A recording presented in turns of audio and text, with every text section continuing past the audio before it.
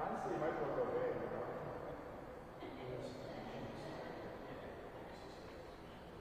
Right, yeah.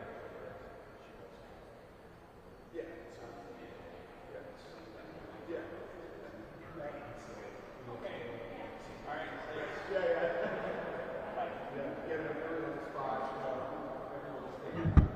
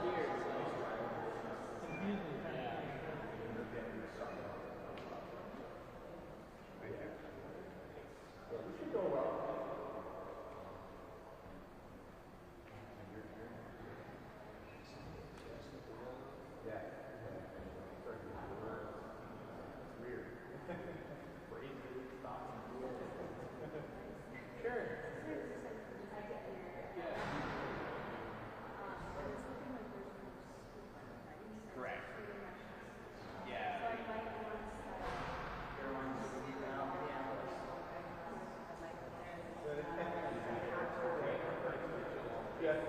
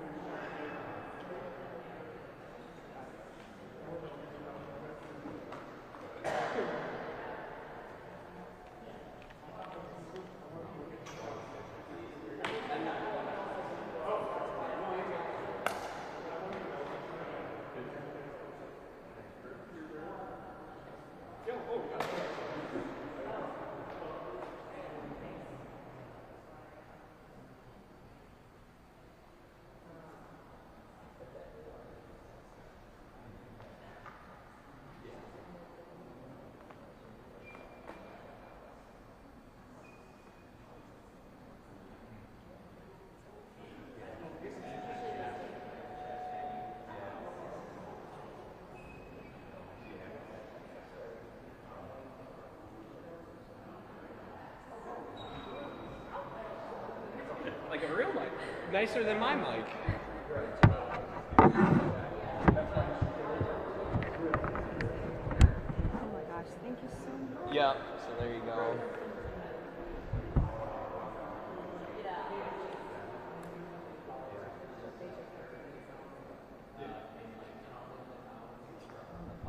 Testing, testing.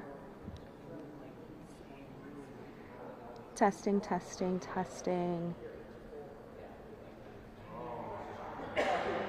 Hello, hello, hello.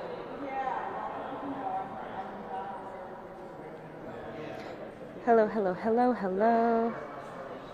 Okay.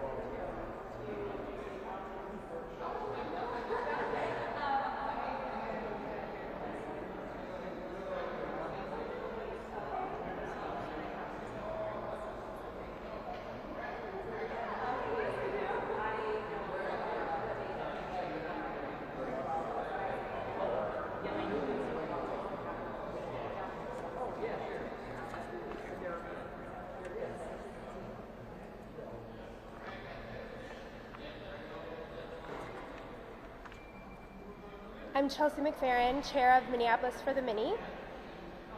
Yesterday, a small group of state party insiders overturned a democratically held endorsement of State Senator Omar Fateh for Minneapolis mayor. This is absolutely undemocratic. It is a slap in the face to Minneapolis residents, to DFL members and volunteers who worked fairly and collaboratively to and more importantly, this is a distraction. Because anyone who attended the convention a month ago knows that many things are abundantly clear, and that is that Mayor Frey only amassed 30% of the vote. Minneapolis residents are overwhelmingly excited to elect a new mayor, and there was more energy and excitement in that room that day, crucially for Senator Omar Fateh. Mayor Frey and his allies can attempt to change the conversation, but they cannot distract us from the fact that 70% of Minneapolis residents are ready to show up on November 4th and elect a new mayor. This decision by the state party is unfortunate, but more than anything, it is a reminder of just how far the conservative elements of the DFL will go to keep working people from having a voice in the future of Minneapolis. I stand here today with groups and organizations that represent tens of thousands of residents of Minneapolis, and we are committed to doing everything we can today until Tuesday, November 4th, to turn people out, to talk to voters, and to retain the progressive majority and elect a new mayor, Senator Omar Fateh.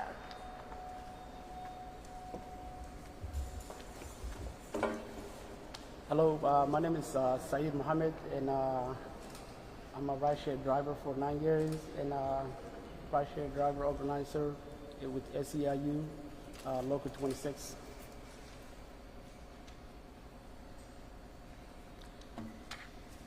SEIU brings together over 5,000 people who live in the city of Minneapolis and closer to 70,000 workers across the state. We work our schools, hospitals, and nursing homes and provide in-home care. We clean and protect our buildings across. SEIU is proud for our drivers, members, and know our members are critical, very important, not just because of the work that we do, but not just because of the work that we do, but that we are the city, the heartbeat of our city. That's why SEIU was proud to endorse Omar Fateh as his first choice and Dwayne David as his second choice for the next mayor of Minneapolis. Working people and union members know things or two about the power of fighting and block changing. We know about people who will use their contingency and resource to set up a game where heads they win and tails we lose. The yesterday rulings overturns will be a cause of the attendees that was frustrating, especially people who took part of the process of the community groups like mine who spend time and energy and resource in telling our members and community that they should turn into the events and not knowing that the group of people who I don't believe care about our city just to overturn the results. For those who leverage their access, empowering and undermining the process, as proof will be our community. I hate to tell you this, but it's not going to slow us down for our working people like me who fought for too long and felt unheard. We fight for our wage and benefits we were old. It is time for a new mayor for our immigrants who work hard every day and keep our city moving, yet to be continued overlooked.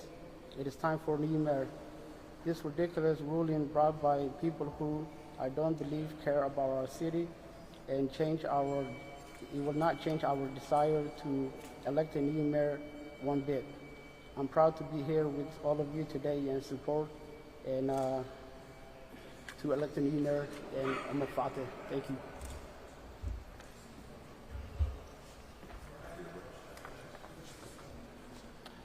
Hi, my name is Jay Freeberg. I'm the Secretary-Treasurer of Unite Here, Local 17. Unite Here is Minnesota's hospitality workers union. We represent thousands of hospitality workers living in Minneapolis. Our members clean hotel rooms in downtown, they serve drinks at the airport, and they make food at the stadiums. They work hard every day to keep Minneapolis a welcoming place. At every major crisis this city has faced in the last decade, Mayor Fry has failed to meet the moment. Our members are ready for a mayor who will prioritize working people, not vetoes and divisiveness, which is why our union has endorsed Omar Fateh.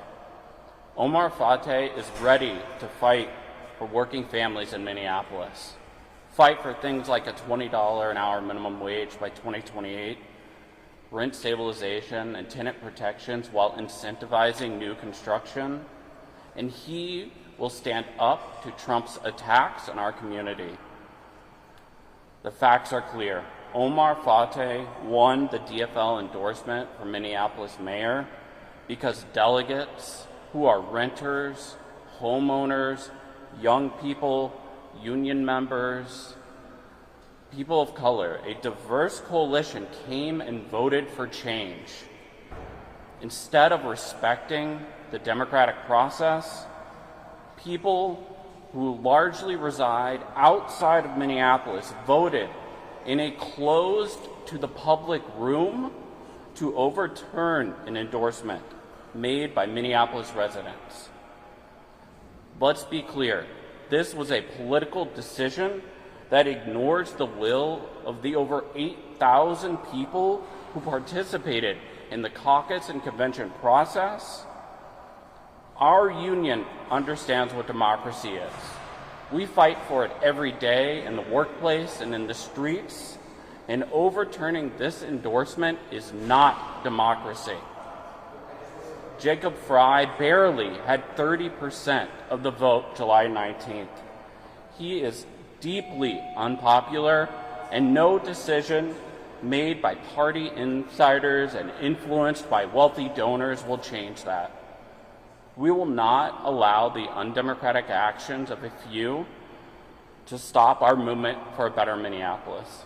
Our union and our thousands of members in Minneapolis are ready for a change, and we are going to put in the work to make sure it happens. We will be knocking tens of thousands of doors to make sure that we win a Minneapolis that puts Unite Here members and all working people first.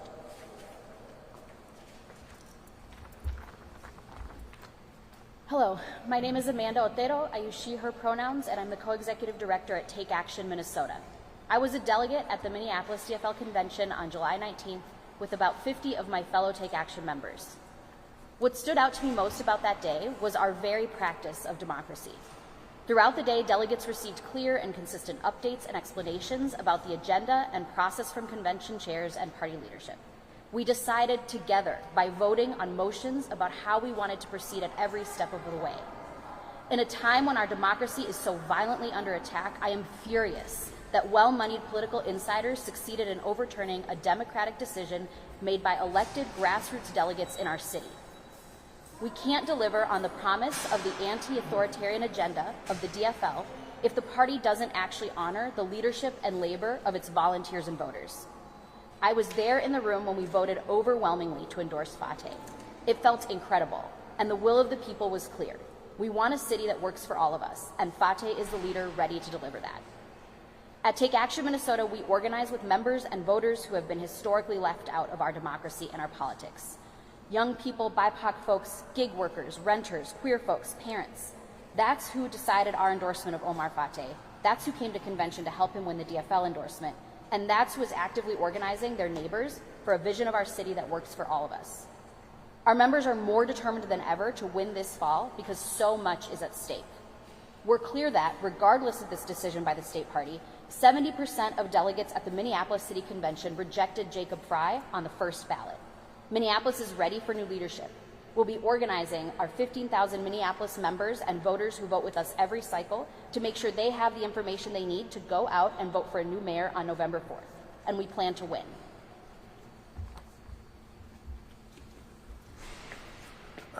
Hi, my name is Rod Adams. I'm the executive director of New Justice Project Action. I was gonna prepare notes, but I'm actually like really pissed. We stand at a moment. This country, basically under our authoritarian rule, fascism is on the rise, and our democracy is under attack from the federal government.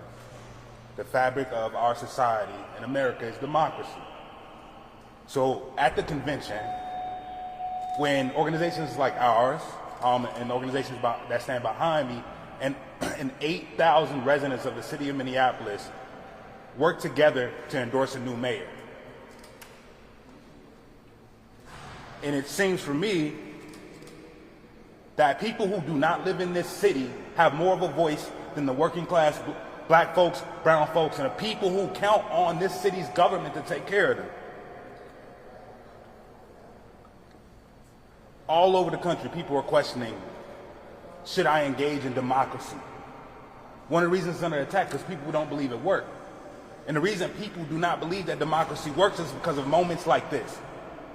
I cannot go knock on a door and tell someone that if you go vote, your situation will tangibly change when things like this happen. So working class people right now do not want to engage in democracy because democracy doesn't work for them. But I'll tell you this, behind this campaign that Senator Fateh is running are working class people who see the need for things like a $20 minimum wage, rent stabilization, universal child care, because they're not making it.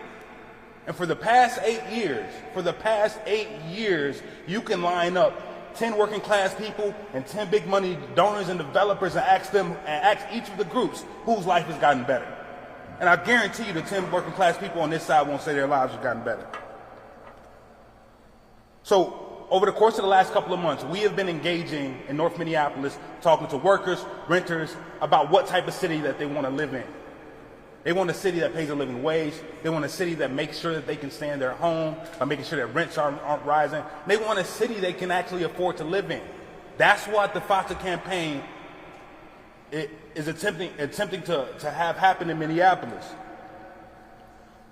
Our members are ready for a change. I think that a lot of folks who are walking down the street on Lake Street or walking down the street on West Broadway see what the city is becoming. And it's not because of the people who live in the city, it's because of its leadership.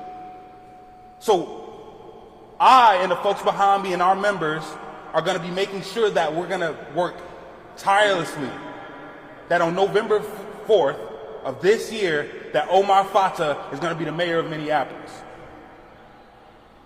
And thank you.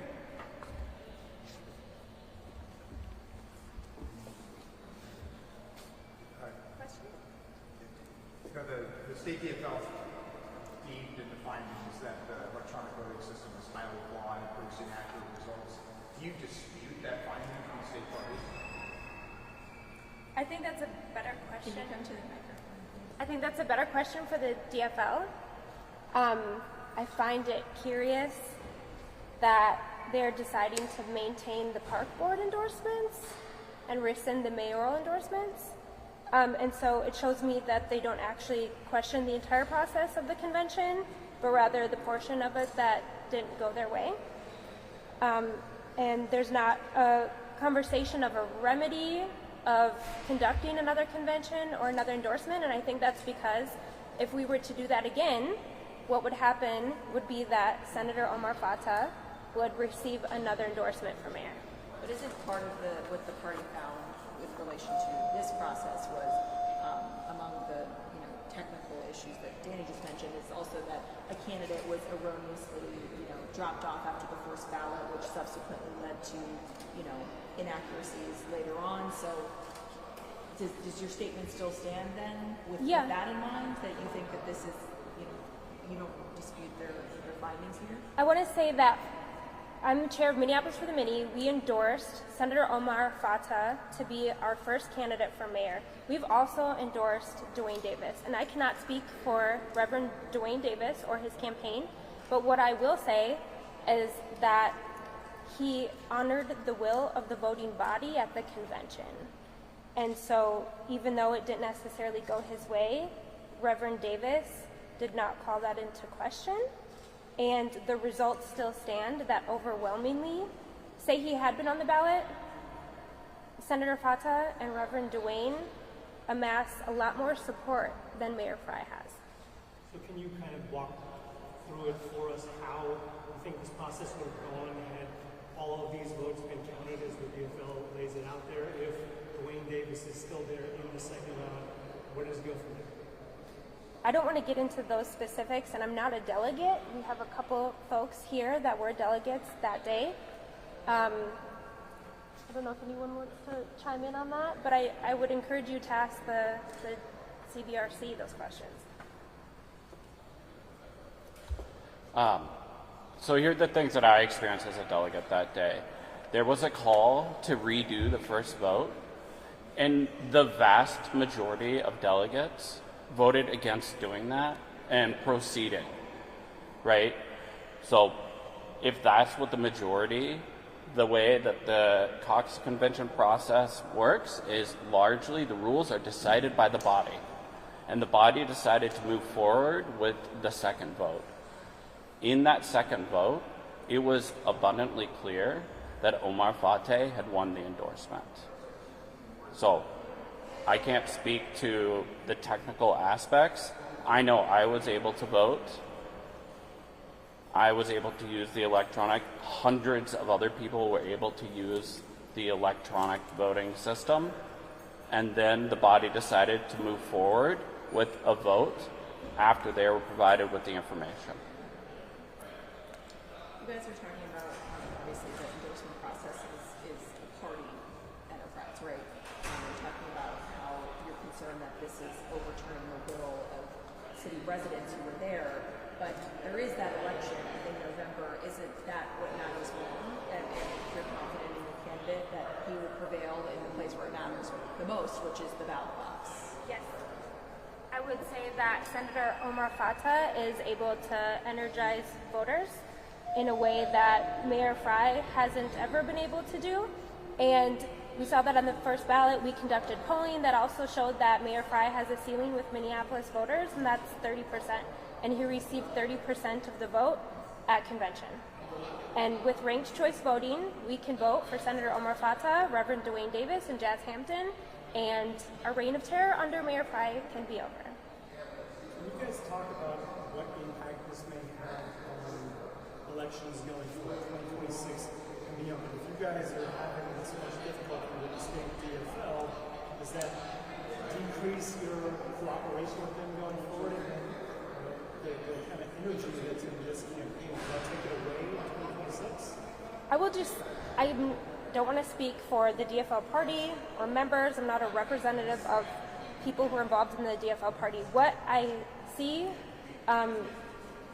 is that Richard Carlbaum started the convention saying that we are a party that is a big tent party, that it should be inclusive. And I feel like this decision continues to make many people feel unwelcome in the party, and that there is a large potential to discourage future participation.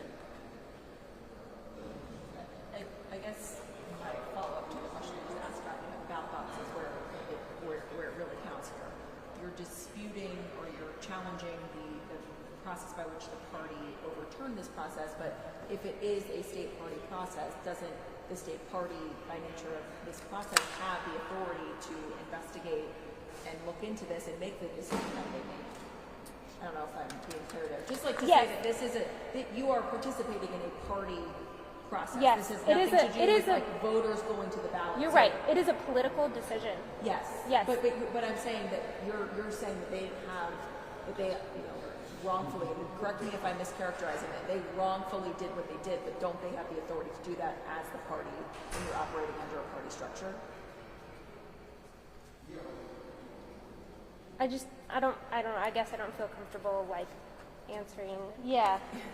Look, what I would say is that there is nothing neutral, especially right now, in focusing on a set of rules instead of focusing on upholding the will of the delegates. I was there at convention. There were issues throughout the day. As I shared earlier, we voted and made motions and did the things to move through the challenges that arose together. And so the will of the delegates was clear. And I need a party who cares more about building power with the people and upholding our will than a set of technicalities and rules that ultimately did not disrupt the ultimate outcome. But of course, the counter to that is that some people their voices were not heard at the convention. So to that point, like, can you speak to that? But not a majority.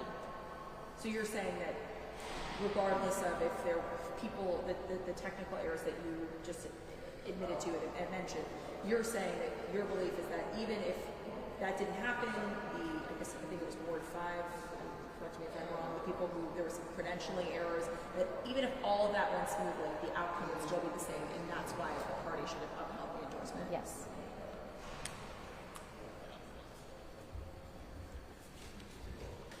Thank you.